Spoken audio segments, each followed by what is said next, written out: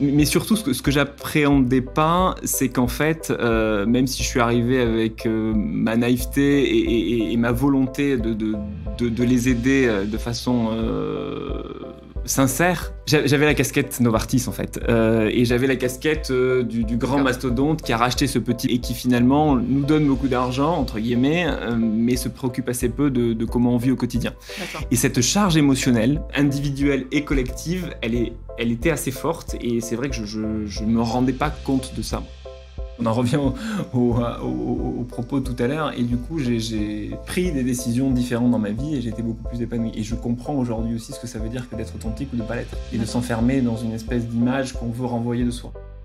Je sais pas si c'est plus facile, mais en tout cas, je perçois facilement les gens qui s'enferment dans une définition d'eux-mêmes, dans une image qu'ils ont envie de renvoyer qui ne leur correspond pas. Et très souvent, c'est pas volontaire. Et je pars du principe que je pense que les êtres humains, dans leur grande majorité, sont animés de bonnes intentions. Le problème, c'est qu'ils sont aussi enfermés dans certaines peurs, dans certaines angoisses, dans une histoire de vie qui les contraint parfois de manière souvent inconsciente à pas être exactement ce qui pourrait être et ce qui les rendrait meilleurs et du coup beaucoup plus performants.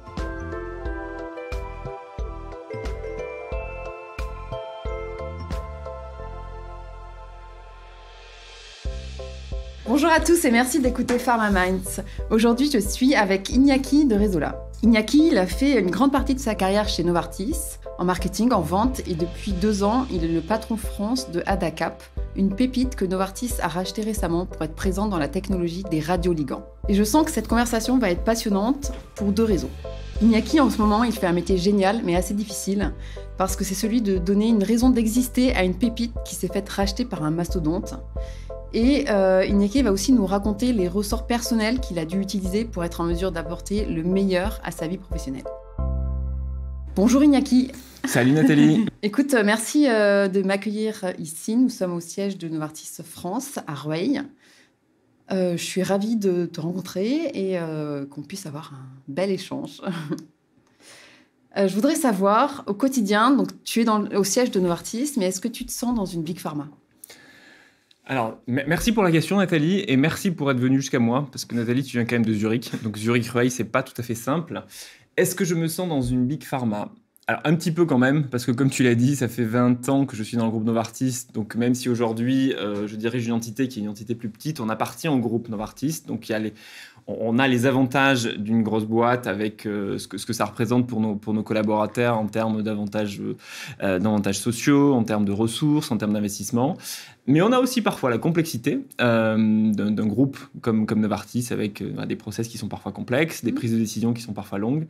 Et pour autant, on a l'avantage encore d'une petite entreprise avec cette agilité, cette proximité. On est une petite équipe, donc on se parle les uns les autres assez facilement, assez régulièrement. Et ça, c'est assez intéressant et c'est quelque chose qu'on connaît moins dans des grosses boîtes comme Novartis. D'accord. Ce côté agile et proximité les uns des autres. J'imagine. Et est-ce que tu veux nous parler de cette entreprise, de ce qui a intéressé Novartis ? C'est quoi ce rachat en fait ? Bien sûr. Alors, je vais vous parler du coup rapidement d'Advanced Accelerator Application, donc comme tu l'as dit, Adacap, qui est une boîte française, comme son nom ne l'indique pas trop, et qui est née d'une émanation du CERN, donc dans le pays de Gex, à côté de Genève en France. Pourquoi une émanation du CERN ? Puisque nous fabriquons des radiomédicaments, comme tu le disais en introduction. Un radiomédicament, c'est quoi ?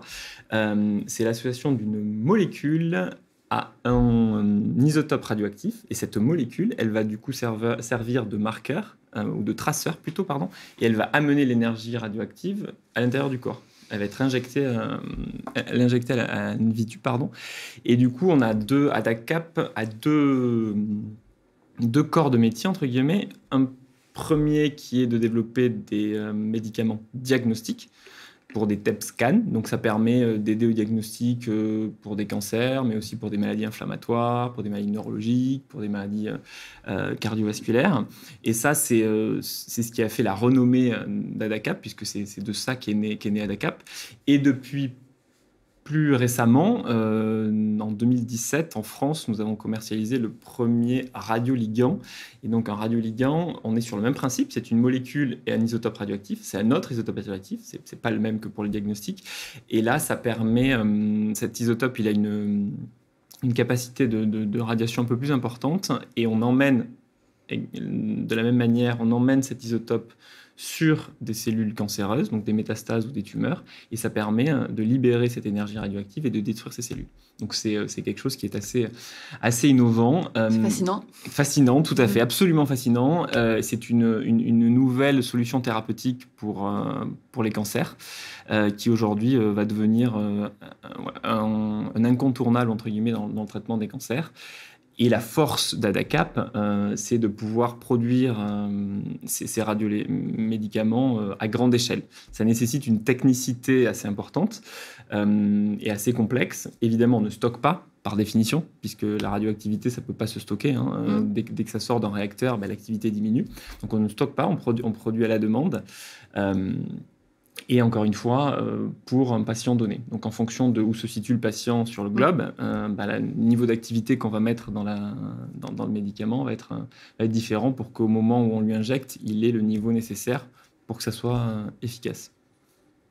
D'accord, donc vous avez des sites en France Alors, on a des sites en France, en Europe et aux États-Unis essentiellement aujourd'hui. Pour la partie diagnostic, on utilise un isotope radioactif qui est le fluor. Donc, le fluor a une toute petite demi-vie de 2 heures.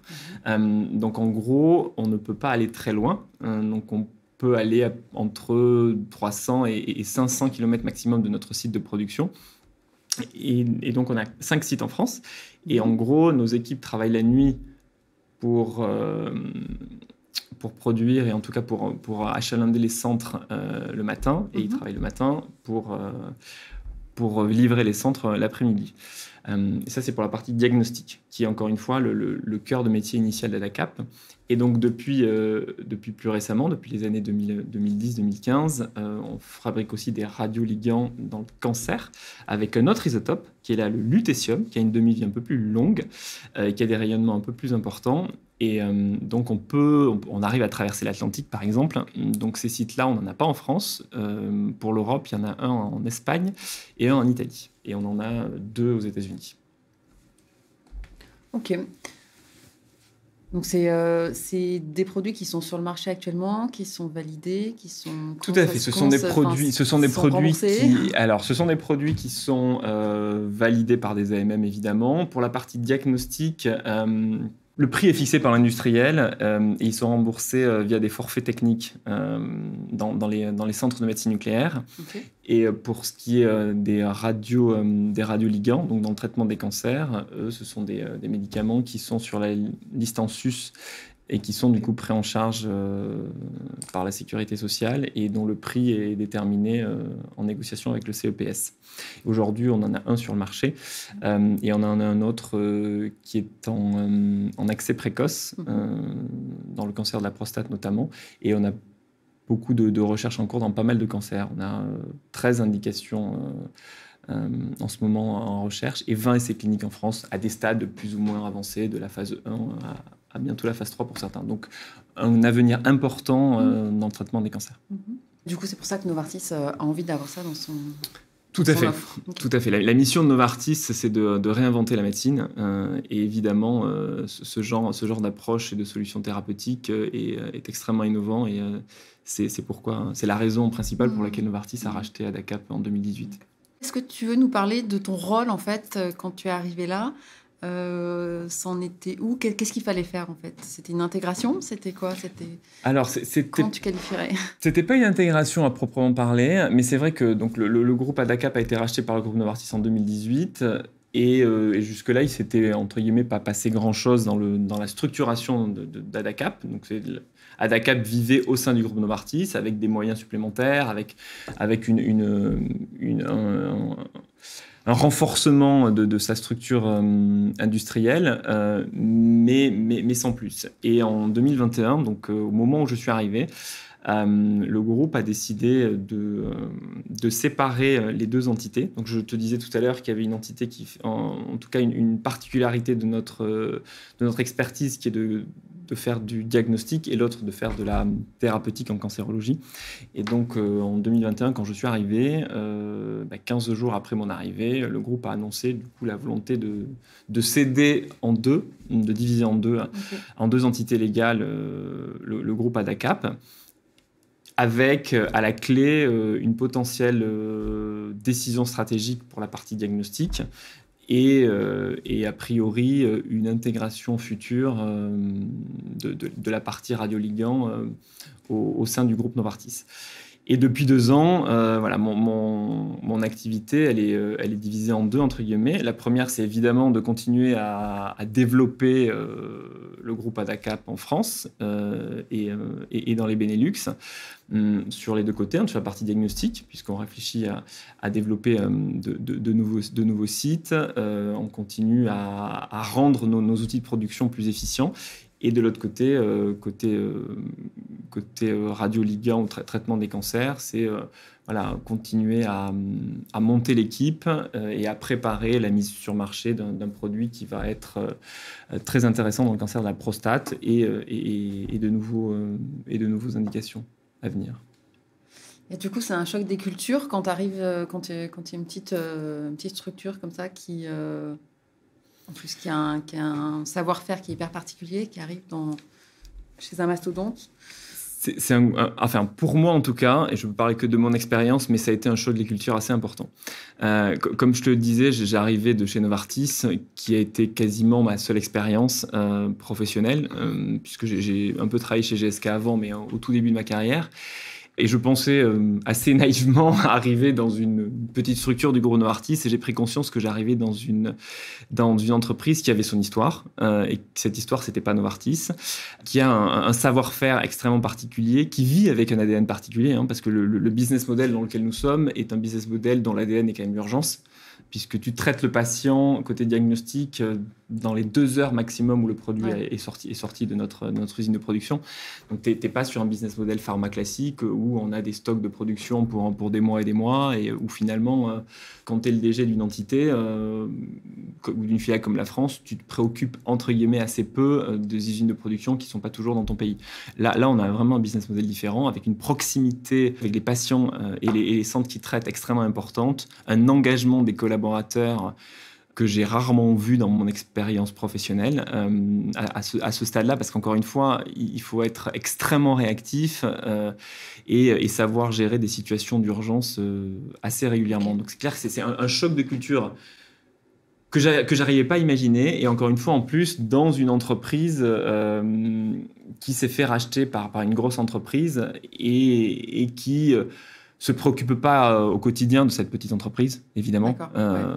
Et peut-être qu'on va y revenir un petit peu plus en profondeur. Mais ça, pour moi, ça a été humainement hyper riche d'anciennement et aussi une grosse surprise à appréhender. Ouais. Est-ce que c'est d'une part, toi, en termes de savoir ce que tu peux leur apporter, bon, ça peut être des process, des choses comme ça, mais... Voilà, il faut leur donner envie aussi. C'est ça, il faut leur donner envie. Alors, des process, oui, évidemment, dans une grosse maison comme Novartis. Et si mes collaborateurs m'écoutent, les process, je crois que ils vont sauter au plafond pour une partie d'entre eux.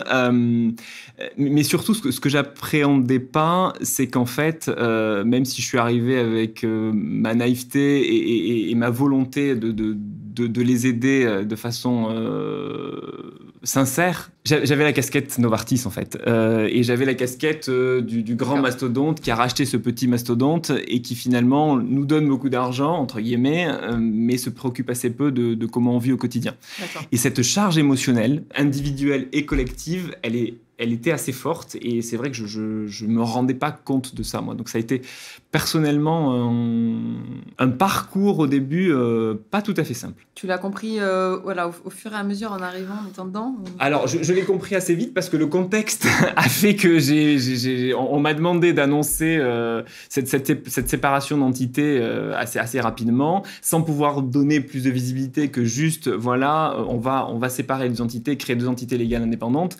Pour autant, qu'est-ce qui va advenir des deux entités? À l'époque, c'était pas encore clair. Voilà, on sépare la famille, on sépare les enfants, c'est un peu ça. On sépare les enfants, mais on sait pas trop ce qu'on va en faire. Donc c'est une espèce de divorce. Donc papa et maman ils sont là, papa et maman vous donnent de l'argent, vous aident à grandir, mais en même temps on se préoccupe pas trop de vous. Et papa et maman sont en train de vous dire on va se séparer, il est temps de grandir. Je résume, mais en même temps c'était un peu ça.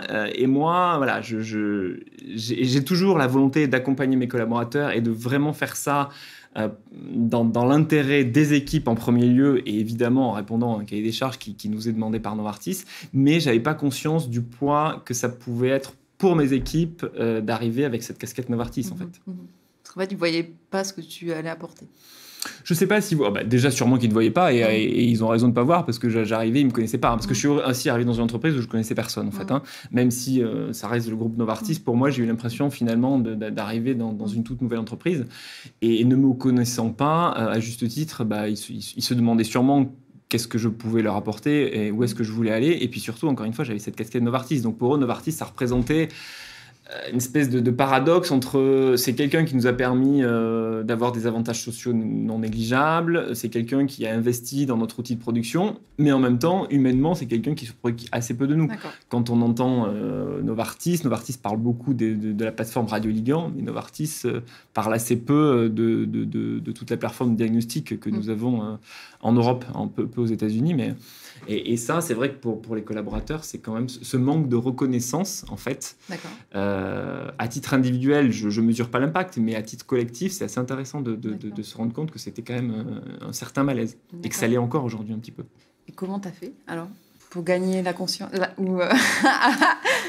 je sais petit à petit gagner la confiance. Je ne sais pas si je vais savoir répondre à cette question, Nathalie. Comment j'ai fait Je pense qu'il n'y a pas de... Il n'y a pas de recette miracle. Mon enjeu, c'est d'être vraiment honnête, transparent et authentique, et de partager avec les équipes ce que je sais de là où on va, mes difficultés et mes ressentis aussi, parce que c'est évidemment en tant que DG, j'ai pour certains peut-être le rôle facile, et c'est vrai qu'il est sûrement plus simple que certains d'autres collaborateurs, mais pour autant j'ai pas une vision totalement transparente pour l'instant de là où on veut aller, puisqu'il y a plein de décisions qui n'ont pas été prises encore.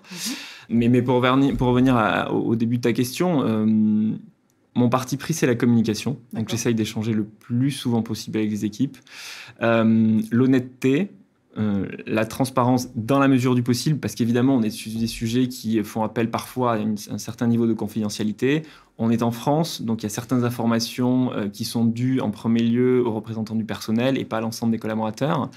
Mais en tout cas, voilà, j'essaie d'être authentique, d'être honnête, de communiquer le plus possible et de partager le fait que ma priorité, c'est clairement faire en sorte que dans cette incertitude parfois, ma priorité, c'est quand même le bien-être des équipes. Parce qu'une entreprise, quelle qu'elle soit, Novartis, Adacap ou quelle autre, c'est d'abord des hommes.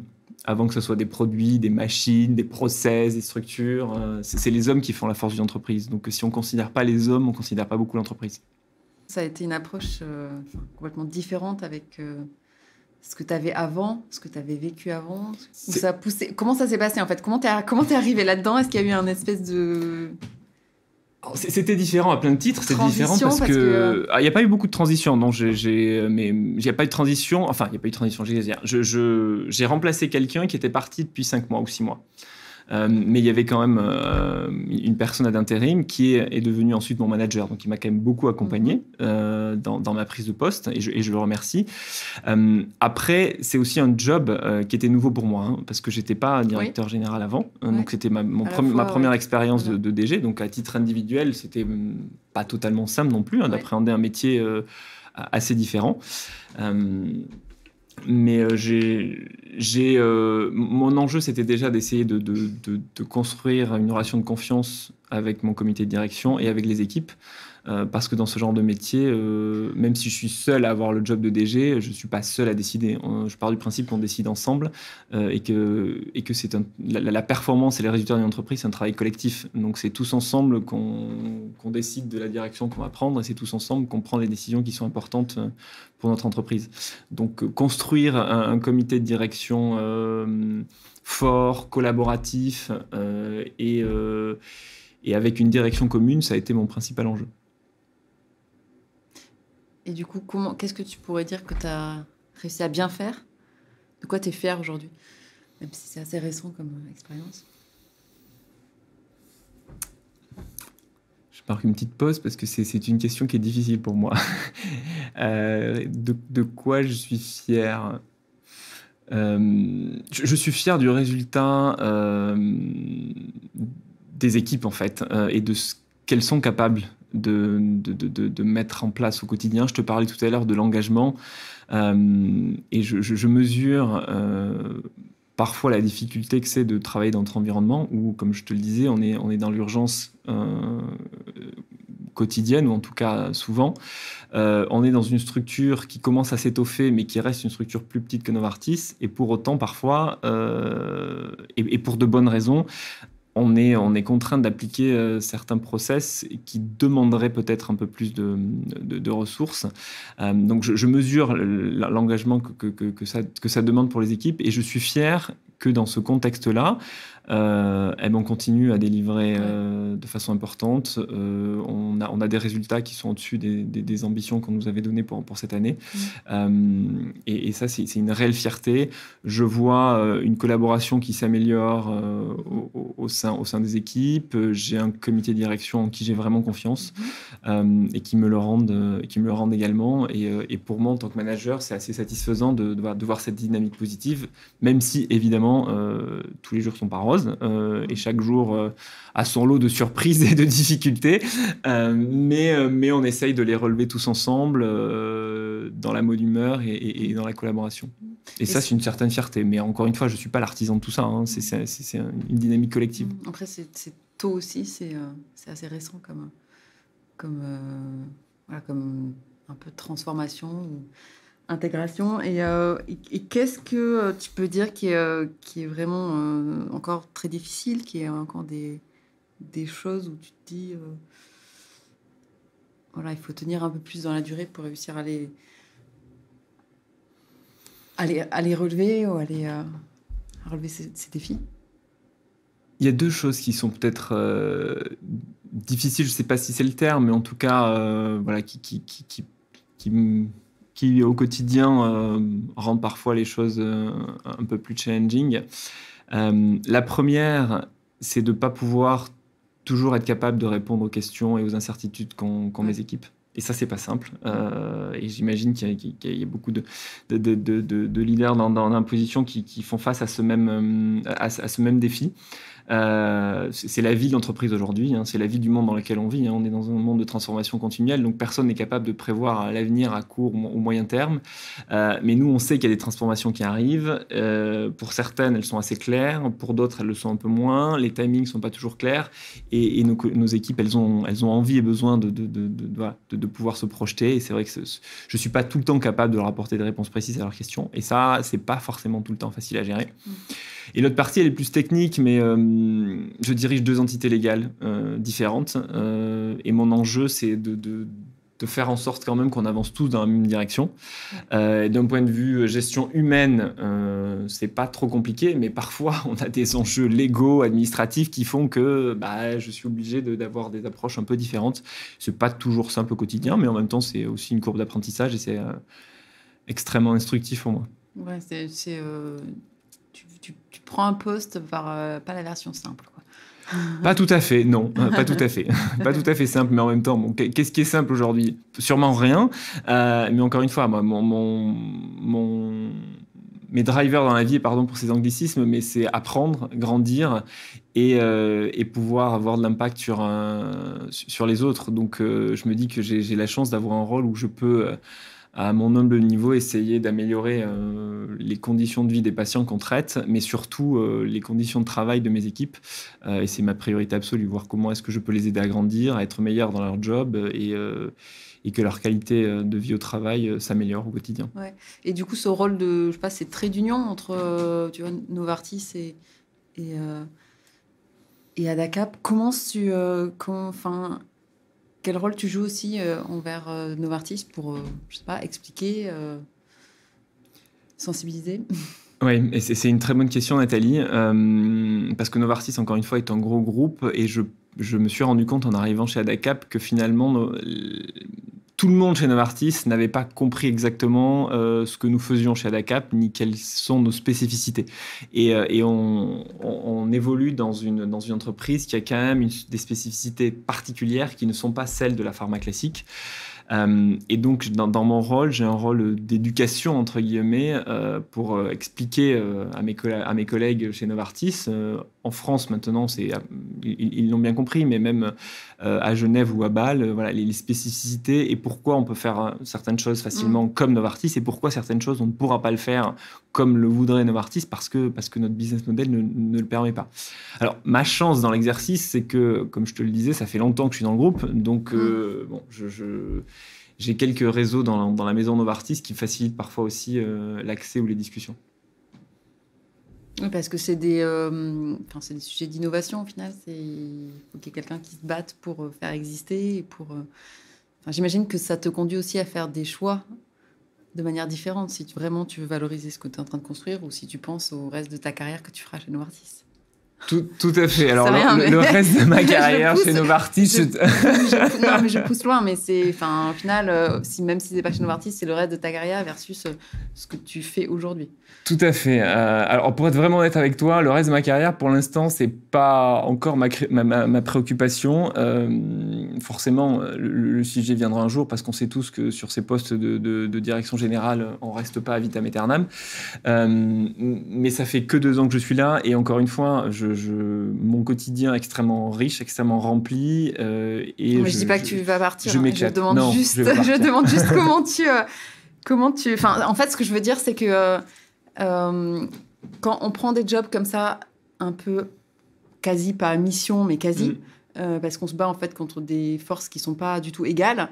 En fait, il faut aussi, il y a forcément une dynamique qui est un peu de long terme, et il y a forcément des ressorts qui sont un peu plus forts que la normale.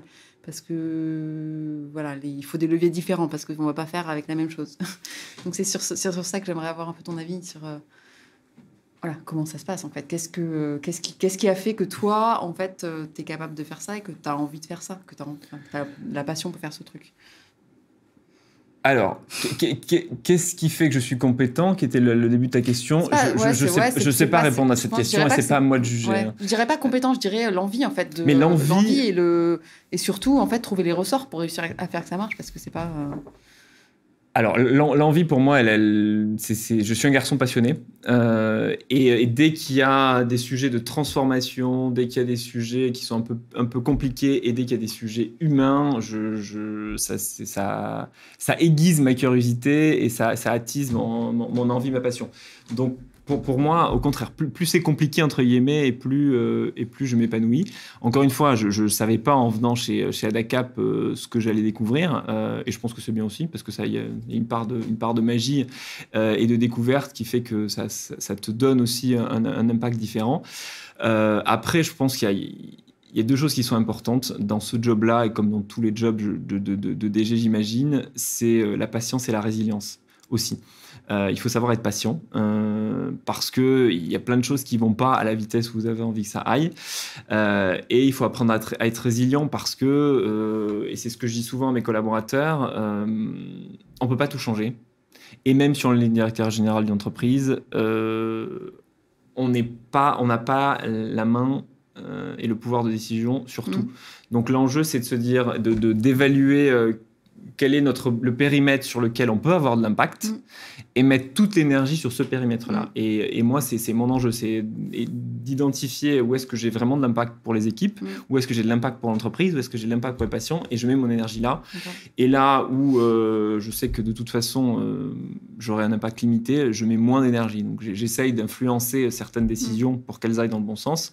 Mais quand je me rends compte que voilà, ça va dépasser largement mes prérogatives, je ménage mon énergie. Et c'est peut-être ça qui est important finalement. C'est mettre la bonne énergie au bon endroit pour éviter d'être frustré parce que dans ces gros groupes, il y a tellement de choses que tu voudrais changer que tu pourrais ne pas dormir la nuit, dépenser une énergie de dingue et être très frustré parce que tu ne changeras pas tout. Je ne changerai pas moi un groupe comme Novartis à ma petite échelle. Oui, et puis si tu as envie de faire grandir la société que tu as entre tes mains, il faut aussi être capable de lâcher sur certaines choses. Tout à fait. Lâcher prise. Les niveaux d'exigence.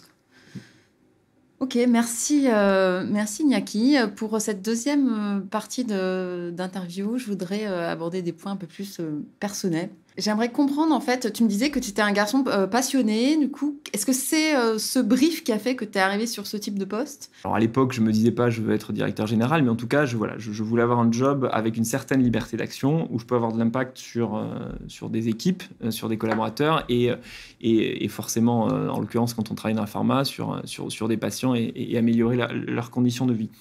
Donc ça, c'est ce qui a guidé ma carrière. Et qui ont guidé mes choix au fur et à mesure. Et il se trouve que, de fil en aiguille, je suis arrivé à cette opportunité que m'a proposé le groupe Novartis et qui finalement s'est avérée concluante puisque on m'a proposé le job, mais j'ai quand même évidemment passé des entretiens.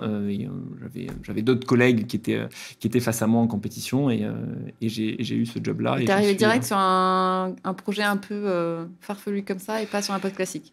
Alors, pour être vraiment transparent avec toi, j'avais deux options. J'ai eu beaucoup de chance il y a 2 ans. J'avais un job plus classique, mais c'était un job qui était dans un pays qui, moi, me donnait envie, mais pour des raisons personnelles, c'était de l'expatriation. L'expatriation n'était pas envisageable à ce moment-là. Et j'avais ce job chez Adacap, et je venais de la grosse maison Novartis. Donc, je t'ai dit tout à l'heure que Novartis connaissait assez peu Adacap. Donc, moi-même, je ne savais pas trop ce que c'était Adacap. D'accord, tu ne savais pas où tu Non, je ne savais pas trop où je mettais les pieds. Mais quand j'ai commencé à découvrir le côté radioligand, diagnostic, le côté industriel, je me suis dit, Iñaki, il faut que tu ailles là parce que ça a l'air extraordinaire. Tu n'y connais rien, puisque tu ne connais pas l'oncologie, tu ne connais pas les radioligands, tu connais en plus assez peu ce monde-là de technique. Manager des sites de production, c'est quelque chose que tu n'as jamais fait. Donc, il y avait un côté complexe et hyper excitant. Donc, j'ai sauté à pieds joints dessus et je ne l'ai jamais regretté. Et moi, j'ai besoin d'être au contact des gens, des patients, des médecins, des collaborateurs. Et c'est vrai que le job que j'ai aujourd'hui, comme une partie des jobs que j'ai eu jusqu'à présent, me permettait de sentir que je peux avoir un certain impact sur des décisions, sur le développement des collaborateurs, sur l'impact qu'on peut avoir en tant qu'organisation sur le système de santé français, sur l'amélioration des conditions des patients qu'on traite, ce genre de choses. Et du coup, comment tu t'es construit, comment tu t'es préparé pour savoir gérer ça petit à petit? Comment je me suis construit c'est une très bonne question. Alors, je vais peut-être pas te remonter jusqu'au jour où je suis né, parce que là, je vais te saouler. Je vais sûrement saouler les personnes qui nous écoutent. Il y a des choix que j'ai fait de manière raisonnée, et il y en a d'autres qui ont été un peu moins raisonnés. Et je crois que si je suis honnête avec moi-même, j'ai débuté ma carrière dans l'industrie pharmaceutique, et au début, plus pour me prouver à moi-même que j'étais capable de. Je suis né dans une famille de pharmaciens et de médecins, et ma maman avait une officine. Donc, initialement, quand j'ai fait pharma, c'était parce que je ne savais pas quoi faire d'autre, et que je m'étais dit que j'allais reprendre l'officine de ma maman au Pays Basque, pour ne pas le nommer. Et puis, je me suis vite rendu compte que ce n'était pas exactement ce que j'avais envie de faire. Et aller à Paris, faire ce genre d'études, rentrer dans l'industrie pharmaceutique, c'était pour moi d'abord un défi personnel, mais pas forcément une ambition démesurée. Et après, avec les années, avec la maturité, avec les expériences de la vie, tu prends conscience de ce qui t'anime vraiment, et du coup, tu fais des choix un peu plus raisonnés. Et mon expérience de vie a fait que j'ai fait des choix plus raisonnés. Je fais aujourd'hui des choix plus raisonnés qui ne sont pas guidés par est-ce que je suis capable d'arriver à faire ça, mais parce que j'ai envie de faire ça. C'est pas une lutte contre moi-même ou pour moi-même, mais c'est plus une ambition pour nourrir quelque chose qui est important et qui m'épanouit. L'envie et la raison, pour toi, c'est pareil. Aujourd'hui, l'envie et la raison, c'est la même chose. Mais à l'époque, c'était pas exactement la même chose. Je faisais des choix par raison plus que par envie. À quel moment tu t'es confronté à des choses où tu t'es dit, tiens, ça va être... Je suis pas à ma place, ou comment t'as su ça? Je suis pas à ma place. Comment t'as su ça? C'est le bon mot, ça, Nathalie. Je suis pas à ma place. Alors là, on va arriver sur un terrain assez personnel, mais en même temps, la vie professionnelle, elle est forcément liée à la vie personnelle quand on est sur cette terre. En fait, je te disais que j'avais fait des choix raisonnés d'abord parce que c'était une manière de me prouver que j'étais capable de faire des choses qui étaient spontanément difficiles pour moi. Jusqu'à que je prenne conscience qu'en fait, j'étais... comment dire les choses j'étais pas forcément aligné avec qui j'étais. D'accord. Et donc, j'ai pris conscience, pour le dire de façon assez crue, tardivement, ou en tout cas, j'ai assumé tardivement mon homosexualité. Et ça paraît peut-être bizarre de parler de ça là, mais ça a eu un impact non négligeable sur mes choix de vie derrière, D'accord. sur mes choix de carrière et sur la personne que je suis devenue aujourd'hui. D'accord. Et jusqu'alors, encore une fois, je faisais beaucoup de choix pour me prouver à moi-même que j'étais capable d'eux, parce que j'étais un garçon qui n'avait pas forcément beaucoup confiance en lui, parce que finalement, j'étais pas moi-même, en fait. Je vivais dans un corps et dans une vie qui n'était pas la mienne, et le jour où j'ai pris conscience qu'il fallait que j'arrête, et que finalement, j'étais quelqu'un d'autre, ça m'a permis d'assumer beaucoup mieux qui j'étais, et surtout de faire des choix qui étaient dictés par ce que j'avais vraiment envie de faire au fond de moi, plutôt que par la capacité de savoir si j'étais capable ou pas capable de le faire. Déjà, merci de partager ça, parce que je pense que c'est intime, voilà, c'est ta vie très personnelle. Mais déjà, je trouve ça hyper intéressant que tu sois capable de l'expliquer par rapport à ce que ça apporte sur ta vie pro. Et j'aimerais savoir, en fait, il y a des moments en fait, où tu t'es dit, en fait, je réagis comme ça, mais c'est pas moi, je suis pas alignée. Est-ce que tu as des exemples à nous dire dans la vie pro, comment tu voyais que... En fait, je faisais ce que j'avais l'impression qu'on attendait de moi. D'accord. Je sais pas si c'est... personne n'a jamais rien attendu de moi, entre guillemets. Mais je suis né dans une famille d'entrepreneurs où beaucoup de personnes autour de moi sont partis de pas beaucoup pour aller très loin, notamment mon grand-père paternel. Et je crois que j'avais besoin de prouver à mon grand-père paternel, que j'ai assez peu connu, que j'étais capable d'eux. Donc j'ai fait des choix en me disant, je vais forcément toujours prendre la décision la plus difficile, ou en tout cas qui me paraissait pour moi la plus difficile, ou en tout cas le chemin qui me paraissait le plus difficile. Pour d'autres, il aurait été facile, mais pour moi, avec la personnalité que j'avais à l'époque, ça me paraissait difficile, mais je le faisais encore une fois pas par plaisir ou par volonté, mais je le faisais parce que je me disais, Iñaki, ça va te permettre de grandir. Et en gros, c'était, il faut que tu souffres pour y arriver, en fait. Cette genre pour lui ressembler. Pour lui ressembler sûrement, et pour me prouver que j'étais capable de faire comme lui. Ouais, d'exister comme lui. Ouais, d'exister comme lui. Et avec du recul, la vie, c'est pas ça. Et encore une fois, j'ai subi un drame familial important. Et ce drame m'a fait réaliser que la vie était courte, et que il fallait profiter de chaque instant et il fallait assumer qui on était. Et donc à partir de là, je me suis dit, Iñaki, si tu te regardes vraiment dans une glace, t'es finalement pas celui que tu as envie d'être. Donc maintenant, il faut que tu arrêtes avec tes préjugés, il faut que tu arrêtes avec tes carcans d'un milieu social dans lequel tu as grandi, et il faut que tu assumes qui tu es, et tu es gay, c'est comme ça. Donc tu vas en parler autour de toi, tu vas vivre la personne que tu es vraiment. Et c'est sûrement, ça peut paraître drôle ou idiot, ou j'ai pas le mot, mais pour certains pour qui c'était une évidence depuis toujours. Moi, ça l'a pas forcément été depuis toujours, mais à partir du moment où j'ai compris qui j'étais vraiment, je me suis plus posé toutes ces questions, et j'ai fait des choix en me disant, fais ce qui t'anime vraiment, fais ce qui te fait du bien et fais ce qui te fait plaisir. Et du coup, en fait, ma carrière, déjà, elle a changé du tout au tout. D'accord.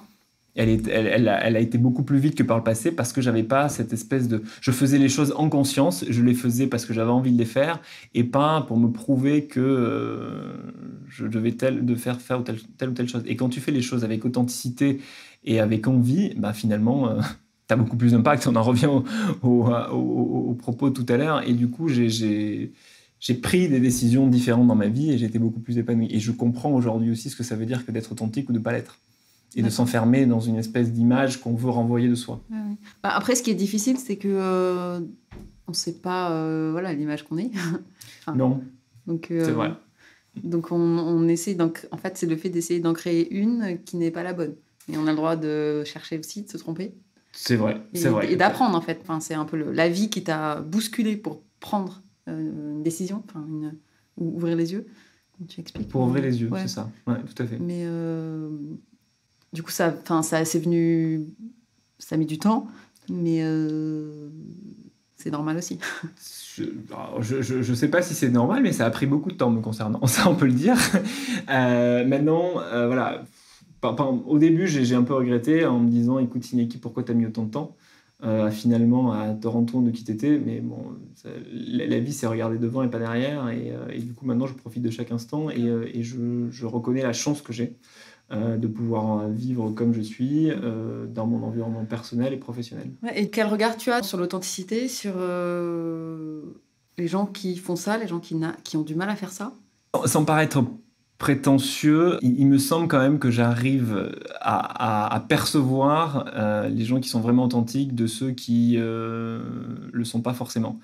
Et je me rends compte aussi que ceux qui le sont pas, c'est pas par volonté de pas l'être en fait. C'est ce que j'avais envie. Du coup, si tu veux aider les gens, est-ce que c'est plus facile pour toi d'aider les gens à être authentiques aujourd'hui? Je sais pas si c'est plus facile, mais en tout cas, je perçois facilement les gens qui s'enferment dans une définition d'eux-mêmes, dans une image qu'ils ont envie de renvoyer qui ne leur correspond pas. Et très souvent, c'est pas volontaire.